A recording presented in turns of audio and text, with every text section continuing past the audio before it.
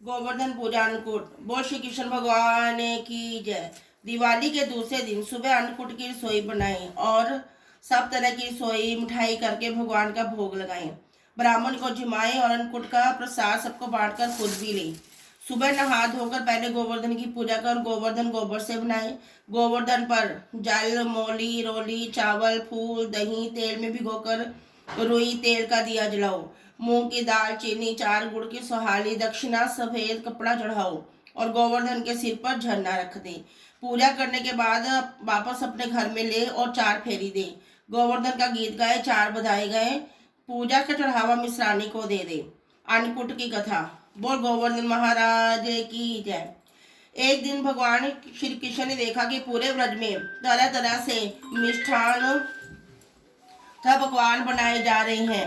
पूछने पर ज्ञात हुआ कि बकरासुर संहारक मेघ देवता देवराज इंद्र की पूजा के लिए तैयार हो रहा है। इंद्र की प्रसन्नता से ही वर्षा होगी, गायों को चारा मिलेगा तथा जीविकोपार्जन की समस्या हल होगी। यह सुनकर भगवान श्री कृष्ण चंद्र ने इंद्र की निंदा करते हुए कहा कि उस देवता की पूजा करनी चाहिए जो प्रत्यक्ष आकर पूजन सामग्री स्वीकार करे। गोपों ने यह वचन सुनकर कहा कि कोटि कोटि देवताओं के राजा की इस तरह से आपको निंदा नहीं करनी चाहिए। कृष्ण ने कहा, इंद्र में क्या शक्ति है जो पानी बरसाकर हमारी सहायता करेगा। उससे तो शक्तिशाली तथा सुंदर यह गोवर्धन पर्वत है जो वर्षा का मूल कारण है। इसकी हमें पूजा करनी चाहिए। भगवान श्री कृष्ण के वाग जाल में फंसकर सभी ब्रजवासियों ने चारों ओर धूम मचा दी।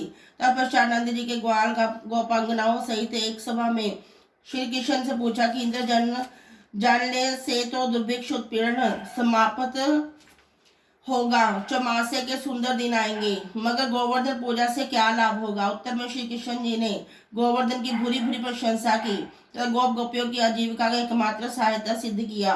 भगवान की बात सुनकर समस्त ब्रजमंडल बहुत प्रभावित हुआ था। सब ग्रह जा जाकर समुद्र मिष्ठान पकवानों सहित पर्वतराई में कृष्ण द्वारा बताई गई विधि से गोवर्धन की पूजा की। भगवान की कृपा से ब्रजवासियों द्वारा अर्पित समस्त पूजन सामग्री को गिरिराज ने स्वीकार करते हुए खूब आशीर्वाद दिया।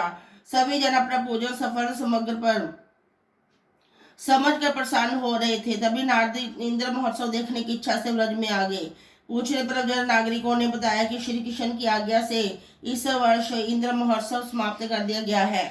इसके स्थान पर गोवर्धन की पूजा की जा रही है। यह सुनते ही नारद उल्टे पांव इंद्र लोक गए तथा खीन मुख मुद्रा में बोले, हे राजन, तुम महलों में सुख की नींद की खुमारी ले रहे हो, उधर ब्रजमंडल में तुम्हारी पूजा समाप्त करके गोवर्धन की पूजा हो रही है। इसमें इंद्र ने अपनी मानहानि समझकर मेघों को आज्ञा दी कि वे गोकुल में जाकर प्रलयकालिक मूसलाधार वर्षा से पूरा गांव तहस नहस कर दे। पर्वताकार प्रलयकारी बादल ब्रज की ओर उमड़ पड़े। भयानक वर्षा देखकर ब्रजमंडल घबरा गया। सभी ब्रजवासी श्री कृष्ण की शरण में जाकर बोले, हे भगवान, इंद्र हमारी नगरी को डुबोना चाहता है, अब क्या किया जाए। श्री कृष्ण ने सांत्वना देते हुए कहा कि तुम लोग गौों से गोवर्धन की शरण में चलो, वही तुम्हारी रक्षा करेगा। इस तरह से समस्त ग्वालपाल गोवर्धन की तराई में पहुंच गए। श्री कृष्ण ने गोवर्धन की कनिष्ठिका उंगली पर उठा लिया और 7 दिन तक गोपिका के उसी छाया में सुखपूर्वक रहे। भगवान की कृपा से उनको एक छींटा भी ना लगा। इससे इंद्र को महान आश्चर्य हुआ। तब भगवान की महिमा को समझकर अपना गर्व नष्ट जानकर वह स्वयं ब्रज में गया और भगवान श्री कृष्ण के चरणों में गिरकर अपनी मूर्खता पर महान पश्चाताप किया।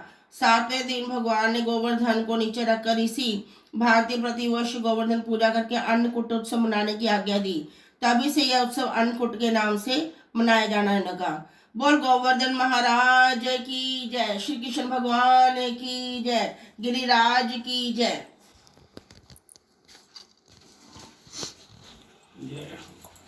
बोल श्री कृष्ण भगवान की जय।